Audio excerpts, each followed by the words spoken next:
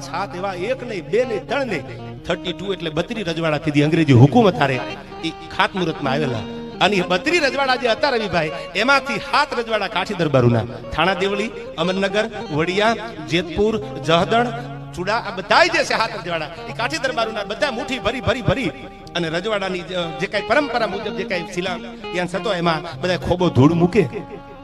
કારણ કે 1870 માં ભારતને આઝાદી નહોતી મળી એ સમયમાં અને એમાં બરોબર જેના આંગણે તમે બેઠા છે આ ખાચર પરિવાર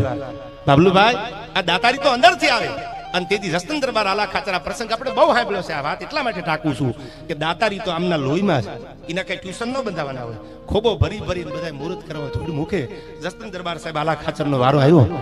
ખોબો ધૂળનો ન ભર્યો ચાંદીના રૂપિયાનો ખોબો ભર્યો એટલે બીજા હોય ને બધા એને કીધું કે અમે તો મોટા મોટા રજવાડા છે મોટા સ્ટેટ છે કોઈ 1800 પાદરના ધણી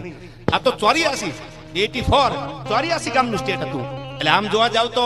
વિસ્તારની દ્રષ્ટિએ આર્થિક દ્રષ્ટિએ જે કઈ ગણો તો નાનું ગણાય થોડું પણ જસ્તન દરબાર આલા ખાચરે એટલું કીધું કે મેં ચાંદીનો ખોબો ભર્યો ને એટલા માટે નથી ભર્યો કે હું મોટો દેખાવ ને તમે નાના દેખાવ